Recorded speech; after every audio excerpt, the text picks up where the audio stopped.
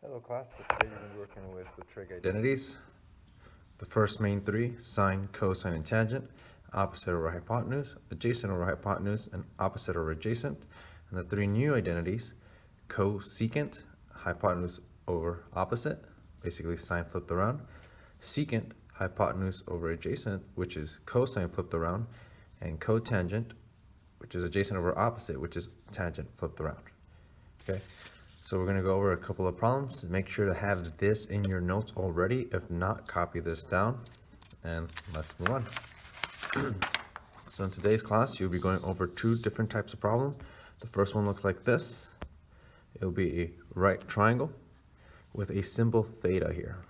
Now, let's pronounce theta. And all this means is this is the angle we're interested in. This is what we're going to be using to solve for the sines, cosines, tangents, secants, and cotangents.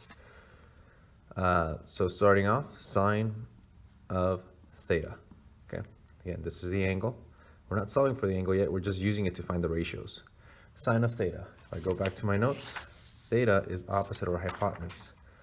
So to theta, 2 is the opposite, radical 5 is the hypotenuse, and 1 would be the adjacent. Okay, remember opposite means across, hypotenuse is the same because for all triangles the hypotenuse is always the longest side, and adjacent means right next to it. So for sine it's opposite 2 divided by the square root of 5, opposite over hypotenuse. Now I need to rationalize the bottom. I don't like square roots at the bottom, so I multiply top and bottom by the square root of 5 times the square root of 5. This is not inside a square root, this is. So we can't combine those two, we leave them separate. Both of these are inside of square roots. This is the square root of 25. The square root of 25 is just 5. So it's 2 square root of 5 over 5. That is sine of theta. The next one we're going to look for is cosine of theta, which equals adjacent over hypotenuse. So this is 1 over the square root of 5. Again, we want to rationalize the bottom, so it's multiplied by square root of 5, square root of 5, and you get that this is square root of 5 over 5 once you simplify. The next trig identity would be tangent of theta, which equals opposite over adjacent. So this is just simply 2 over 1 or 2. All right, so those are the main three, so katoa. Now we need to work with the other ones. Cosecant of theta, going back to my notes, cosecant is the hypotenuse over the opposite side. So hypotenuse, square root of 5, opposite side, 2. That's it. I don't need to rationalize, the bottom is not a square root. The next one is secant of theta, which is hypotenuse over adjacent, which is square root of 5 over 1. The last one is cotangent of theta. That one is adjacent over opposite, so that's 1 over 2. Okay. So these are all 6 trig identities for this triangle. We're just using theta as a reference. That's the most common term used when dealing with trig ratios. We're trying to get away from A, B, and C, and we're just trying to say this is angle theta, and that's how you solve for all 6. You'll have to rationalize some of them, and other of them you can leave alone. The second type of problem you'll run into will look something like this, like number 2. Find cotangent of theta when cosine of theta is 5 over 7. Recall that cosine of theta is adjacent over hypotenuse. So this represents an adjacent side, and this represents a hypotenuse.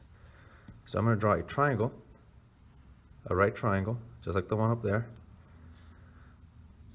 I'm going to call this angle theta.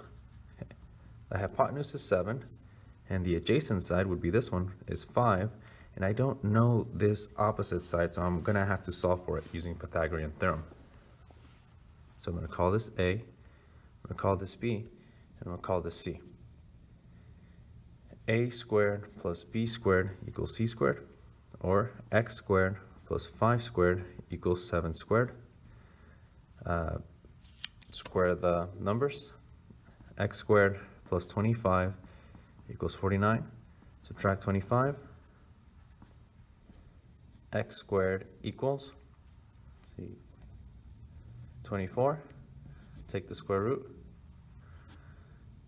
and then you get that x equals the square root of 24, or rewrite this as 2 square root of 6. Okay. You don't have to rewrite it like this in this warm-up, it's just that's how it's simplified. So I'm going to call it square root of 24 for now. So set is square root of 24.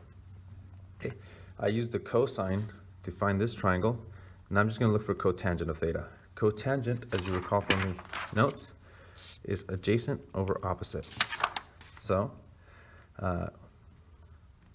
cotangent of theta equals 5 over the square root of 24. Rationalize the bottom.